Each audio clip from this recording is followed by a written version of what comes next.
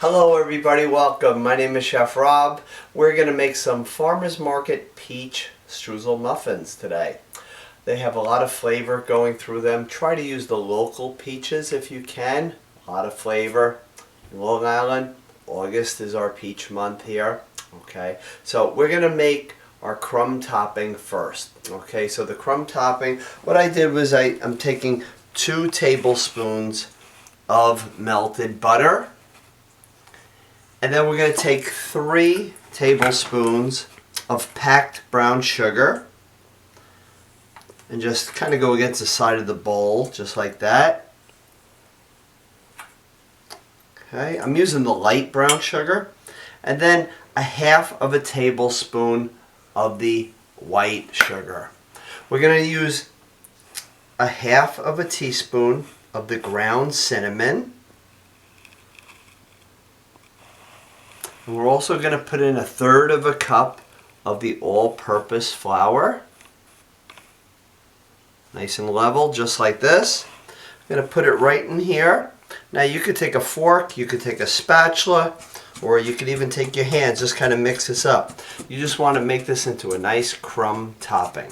Okay, it'll be nice and thick and crumbly. And then we're just going to set this aside.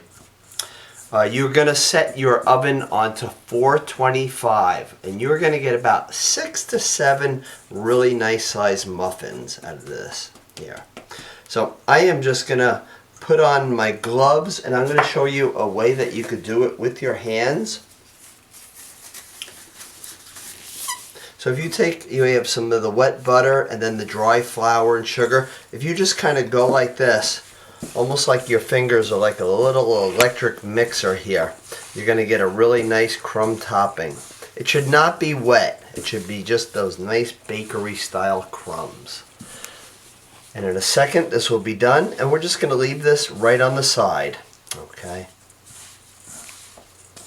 Make sure you get all that flour on the side of the bowl here. Perfect. And if you don't like peaches, don't worry. Change it to blueberries, strawberries, raspberries. It will be fine. Okay. So now let's take our 1/4 of a cup of softened butter. Make sure you take it out about an hour ahead of time. You should be able to kind of put your finger into it just like that. Okay. You don't want melted. Now you want to take your beater, put it on high, and just beat the butter for 1 minute straight. And then we will add in our sugars.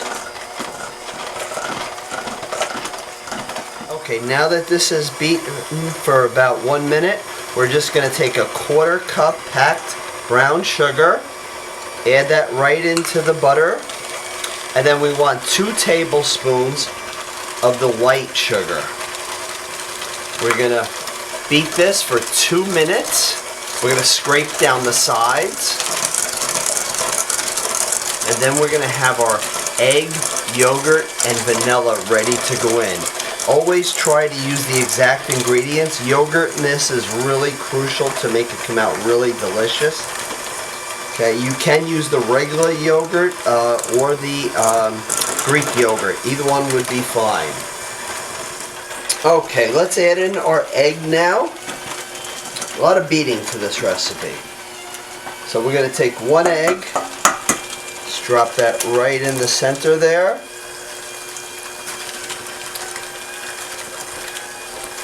We're going to put in 1/4 of a cup of the plain yogurt.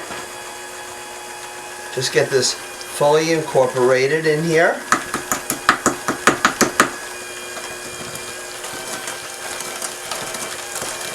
And now 1 teaspoon of the vanilla extract, the pure. Okay, we're going to beat this on a medium speed for about a minute.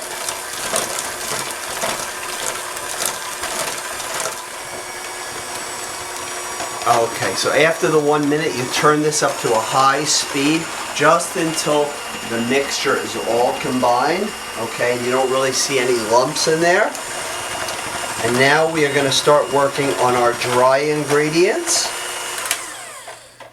Going to leave this mixer to the side. Now our dry ingredients is 3/4 of a cup of flour. So this is a 1/4 cup, so I'm going to need 3 of these.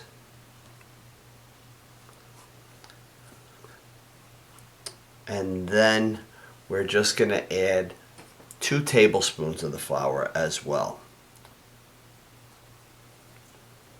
Now we're going to add some baking soda, some baking powder. The baking soda, we're going to add 1/2 teaspoon. Just make sure it's nice and level. We're going to do the same with the baking powder. Nice and level, just like that. We're going to add some salt in here, about 1/4 teaspoon. That way it will bring out all the different spices, the peaches, the vanilla. Add that right in. We're going to use 1/4 teaspoon of the ground cinnamon. Put that right in. And then some of the allspice, you just need 1/8 teaspoon, so that little. Just, it's very strong, so you really don't need a lot. So we're just going to take a wire whisk, mix this up really well.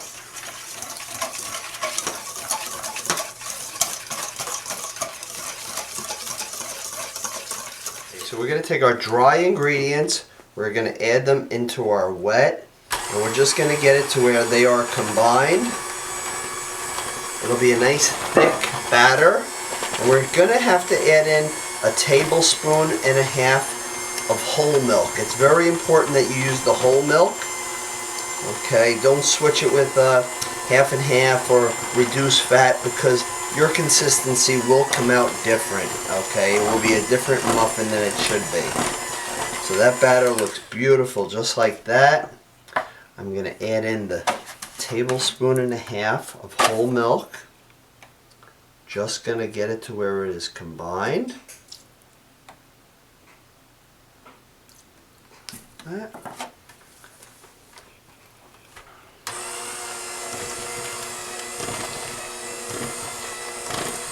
You just want to get it to where there's no lumps.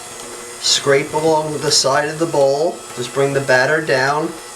Don't overmix, and just turn this right off. So we're going to take these beaters off because we don't need those any longer. We're going to add in some fresh peaches. The fresh peaches are the best. Typically you will need about 2 peaches, 2 really nice large ones. Cut them into smaller pieces. Make sure they're ripe, okay, because you're going to get more sweetness, more really good taste out of it. Remember, you can always switch it if you're not a peach fan. Blueberries, strawberries, raspberries. Just pat them dry though. Very important. Okay. So I am just going to fold in my peaches that I have already cut. These are absolutely just beautiful peaches. And now just take the batter and just kind of go over it just like this. As soon as it's mixed in, just stop.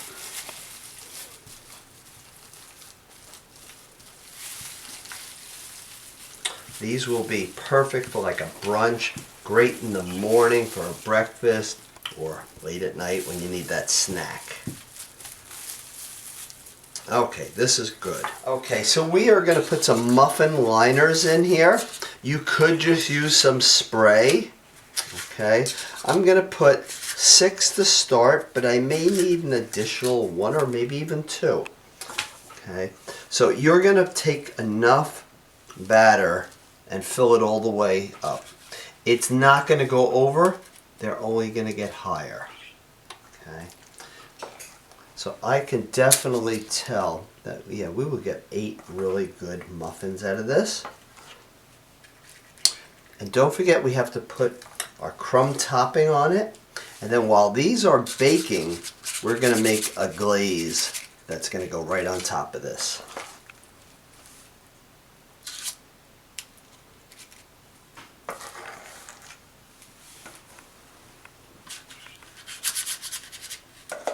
Okay, so I ended up getting 7 out of this, and now we're going to take our crumb topping and put it right on top. Make sure you get everything out of that bowl, because this is really, really good batter. Okay.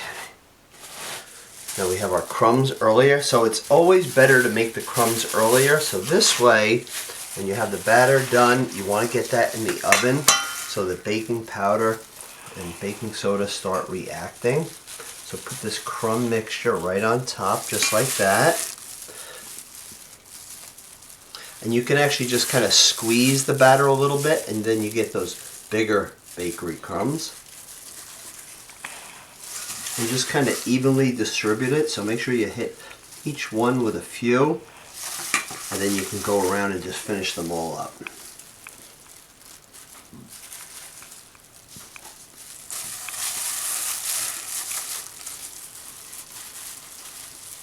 So this is going to go in a 425 oven, and it's going to go in for 5 minutes, just for 425, and then we're going to reduce it down to 350 and cook it for another 15 to 19 minutes because they're pretty high.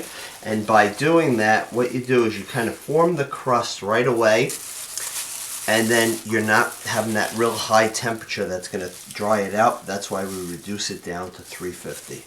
Get all these crumbs that are on the side right here, put them right on top, and we're going to put this in the 350 oven for 5 minutes.